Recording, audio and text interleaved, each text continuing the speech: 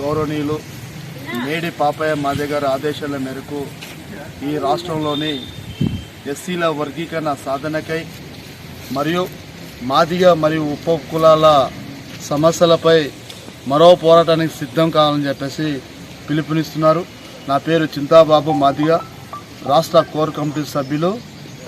అయ్యా, ఈరోజు రాష్ట్రంలో జరుగుతున్న ఏబిసిడి వర్గీకరణని అమలు చేయాలని చెప్పేసి సుప్రీంకోర్టు ద్వారాగా మాకు జడ్జి ద్వారాగా వినిపిస్తున్నాయి. ఎందుకంటే వాదోపవాదనాలు వర్గీకరణ ఈ రాష్ట్రంలో జరిగితే మాదిగలు చాలామంది లబ్ధి పొందుతారని చెప్పేసి ఈ సందర్భంలో తెలియజేస్తున్నాం. అంతేకాకుండా ఈ రాష్ట్రంలోని ఎస్సీల వర్గీకరణ కాకుండా ఎస్సీ జనాభా దామాషా ప్రకారం చూసుకున్నట్లయితే మాదిగల్లో ఈ రాష్ట్రంలోని 60 నుండి 70 లక్షల మంది మాదిగలు కలిగిన తెలంగాణ రాష్ట్రంలోని మరొక పదవి, మంత్రి పదవి ఇవ్వాలని చెప్పేసి కాంగ్రెస్ ప్రభుత్వం సీఎం రేవంత్ రెడ్డి గారికి విజ్ఞప్తి చేస్తున్నాం. ఎందుకంటే రాష్ట్రంలోని అతి జనాభా కలిగిన మాదిగలు మేము ఈ రాష్ట్రంలోని గ్రామంలో మాదిగలు ఉన్నారు. గ్రామంలోని ఎవరైనా చనిపోతే మాదిగలు వెళ్ళి దాన సంస్కారాలు చేస్తున్నాం.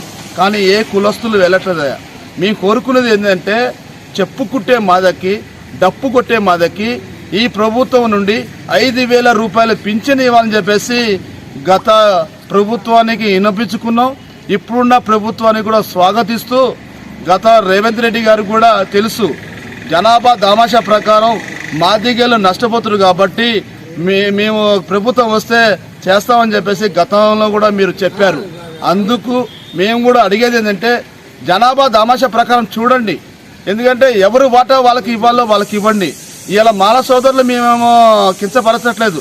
మాల సోదరులైన బట్టి విక్రమార్కి డిప్యూటీ సీఎం ఇచ్చారు, అదే గడ్డం ప్రసాద్ గారికి స్పీకర్ పదవి ఇచ్చారు. కానీ మాకు గతంలోని డిప్యూటీ సీఎం ఉన్న దామోదర్ రాజ నరసింహ గారు కూడా పదవి ఇచ్చినందుకు మేము చాలా సంతోషపడుతున్నాం.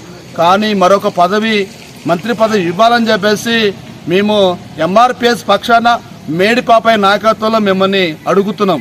అంతేకాకుండా కాంగ్రెస్ ప్రభుత్వం అంటే ఇందిరమ్మ అంటే మా తాతలు మన తల్లిదండ్రులు కాంగ్రెస్ పార్టీ అంటే పడి చచ్చేటట్టు గ్రామాలలో. మరి గతంలోని కాంగ్రెస్ ప్రభుత్వం ఉన్నప్పుడు నంది ఎల్లయ్య అని చెప్పేసి రాజ్యసభ సభ్యుడు కేటాయించడం జరిగింది. నామినేట్ పోస్టు కూడా ఆయన కొనసాగి ఇచ్చిండు అప్పట్లో. ఇప్పుడు మాదిగలు ఈ రాష్ట్రంలోని ఓట్లో వేస్తున్నాం కానీ కనీసం పదవులలో కూడా మేము ముందు లేకపోతున్నాం. కాంగ్రెస్ ప్రభుత్వం గుర్తించి మాదిగలకి సముచిత న్యాయాన్ని కల్పించాలని చెప్పేసి ఎంఆర్పిఎస్ తెలంగాణ పక్షాన మేము అడుగుతున్నాం.